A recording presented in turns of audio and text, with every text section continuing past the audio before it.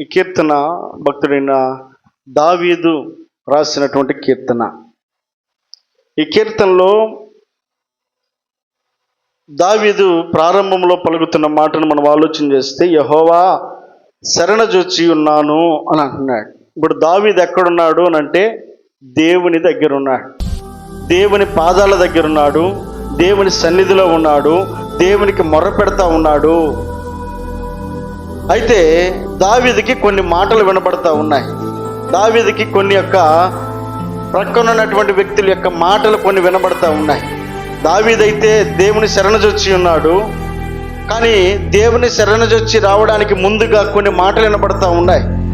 దావీదు జీవితంలో ఎదురైనటువంటి పరిస్థితులను బట్టి దుష్టులు పలుకుతున్నటువంటి మాట ఏమిటి అంటే, పక్షి వలె నీ కొండకు పారిపోము అని మీరు నాతో చెప్పుట ఎలా?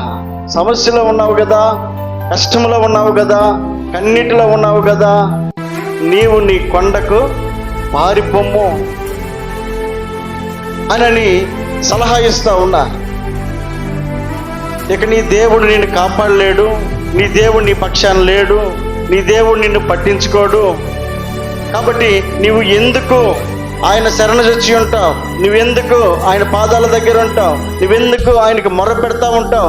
ఇదిగో నువ్వు మొర్ర పెట్టాల్సినటువంటి దేవుని దగ్గర నువ్వు ఎంత కన్నీరు గార్చినా నీకు ప్రతిఫలం లేదు. నీ కొండకు నీవు నువ్వు దాక్కో, నువ్వు కనబడకుండా ఉండు అని సలహా ఇస్తూ అంటున్నారు కదా. 2వ వచనంలో, దుష్టులు విల్లెక్కు పెట్టి ఉన్నారు. విల్లు అంటే బాణము, బాణంలో వారు సంధించి ఉన్నారు. ఎప్పుడు పక్షుల్ని కొట్టడానికైనా లేకపోతే జంతువులను కొట్టడానికైనా ఏం చేస్తారు? వేటగాడు బాణాన్ని రెడీగా పెట్టుకొని ఉంటాడు. ఎప్పుడు అటు దాని కదలిక కనపడితే కొట్టాలా అన్నట్లుగా, అది ఎప్పుడు దొరికితే దాన్ని కొట్టాలన్నట్లుగా దుష్టులు విల్లెక్కు పెట్టి ఉన్నారు, బాణాన్ని రెడీగా సంధించి ఉన్నారు. నిన్ను ఎప్పుడు పడగొట్టాలా, నిన్నెప్పుడు నాశనం చేయాలా, నిన్నెప్పుడు కనబడకుండా చేయాలా అన్న ప్రయత్నము దుష్టుల యొక్క మనసులో ఉన్న సందర్భంలో ఇంకా ఏం చేస్తున్నారు? చీకటిలో యథార్థ హృదయుల మీద వేయుటకై. వారు చంపాలనుకుంటుంది దుష్టులను కాదు, వారు పాడు చేయాలనుకుంటుంది దుష్టులను కాదు, వారు పతనం చేయాలనుకుంటుంది దుష్టులు కాదు, యథార్థ హృదయాలను పాడు చేయుటకై, యథార్థ హృదయాల మీద బాణం వేయడానికి, యథార్థ హృదయాల మీద నింద వేయడానికి, యథార్థ హృదయాల మీద వారి యొక్క కసిని తీర్చుకోవడానికి వారు చేస్తున్నటువంటి పన్నాంగమును గమనించినటువంటి భక్తుడు జ్ఞాపకం చేస్తున్నాడు కదా. తమ బాణములు నారి యందు సంధించి ఉన్నారు, రెడీగా పెట్టుకొని ఉన్నారట. ఎవరి మీద వేయడానికి? యథార్థ హృదయాల మీద వేయడానికి. యథార్థ హృదయులని వారు నాశనం చేయడానికి వారు చేస్తున్నటువంటి ప్రయత్నాన్ని గమనిస్తూ ఉన్నాడు దావీదు. అంత మాత్రమే కాకుండా మరొక సలహా ఇస్తున్నారు దావీదుకి. ఏమంటున్నారు? పునాదులు పాడైపోగా నీతిమంతులు ఏం చేయగలరు? ఏం చేయగలరు? ఇక అయిపోయింది నీ పని. అసలు నీ పని అయిపోయినప్పుడు ఇక నువ్వు నీతిగా ఉండి ఏం చేయగలుగుతావు? నువ్వు భక్తిగా ఉండి ఏం చేయగలుగుతావు? నువ్వు ప్రార్థన చేసి ఏం చేయగలుగుతావు? నువ్వు దేవుని యొక్క సన్నిధికి వెళ్ళి ఏం చేయగలుగుతావు? నీ పతనం జరుగుతూ ఉంది కాబట్టి ఇక నీ వల్ల ఏ పని కాదు అని యథార్థ హృదయుల మీద దుష్టులు విల్లెక్కు పెట్టి సంధించి ఉన్నారు. ఇలాంటి పరిస్థితులు గమనిస్తూ దావీదు అంటున్న మాట ఏమిటంటే, ఇలాంటి మాటలు చెవును పడతా ఉన్నాయి, ఇలాంటి మాటలు వింటా ఉన్నాడు. అయ్యో, నేను యథార్థంగా ఉన్నాను, భక్తిగా ఉన్నాను, దేవుని శరణజొచ్చి ఉన్నాను, కానీ మనుషుల యొక్క మాటలు ఎలాగున్నాయి? కొండకు పారిపోమ్మంటున్నారు, దుష్టులు విల్లెక్కు పెట్టారు అంటున్నారు, ఇదిగో నా మీద బాణం వేయడానికి రెడీగా ఉన్నారు అంటున్నారు. పునాదులు పాడైపోగా నీతిమంతులు ఏం చేయగలరు? ఇక నువ్వేం చేయగలవు అని చెప్పని ఇంకా నిరుత్సాహపరుస్తూ ఉన్నారే. ఇక నన్ను పతనం చేయడానికి సలహాలు ఇస్తూ ఉన్నారు.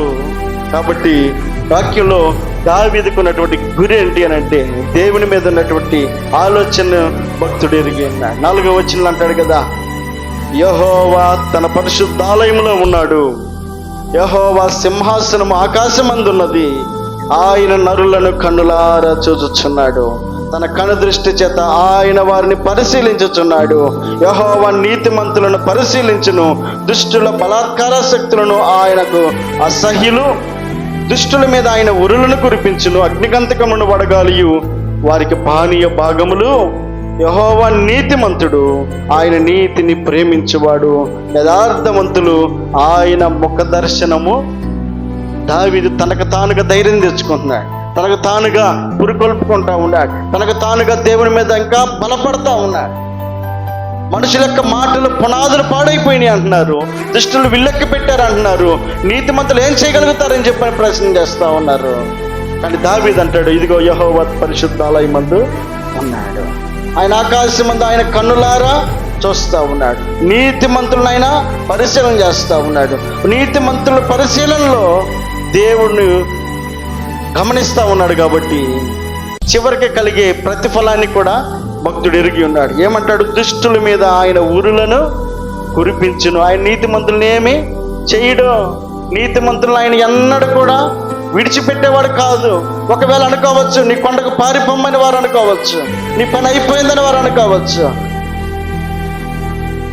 పునాదులు పాడైపోయినని అవతల వ్యక్తులు మనలను బలహీనపరచచ్చు.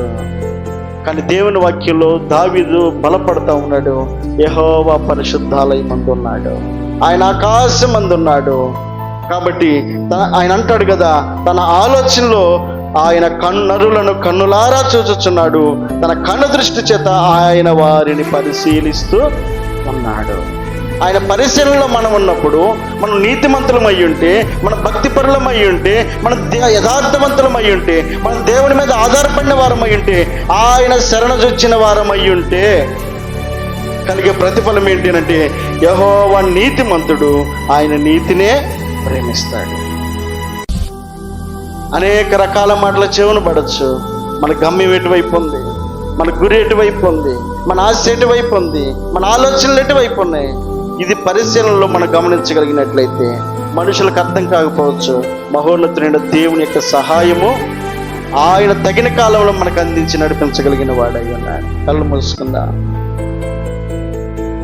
దేవుని నామాన్ని మహింపరుద్దా.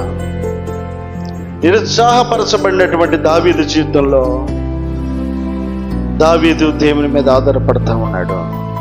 తన నీతిని విడిచిపెట్టలేదు, తన యథార్థతను విడిచిపెట్టలేదు, తన భక్తిని విడిచిపెట్టలేదు. అనేక రకాల మాటలు తన చెవును పడుతున్నప్పటికీ పునాదులు పాడైపోయినాయి అంటున్నారు. కానీ దావీదు యొక్క గమ్యం ఇదిగో దేవుని మీద ఆధారపడ్డాడు కదా. వజ్రకాల సమయంలో నీ ఆధారం ఎవరై ఉన్నారు? నీ నమ్మిక ఎవరై ఉన్నారు? నీ గమ్యం ఎవరై ఉన్నారు?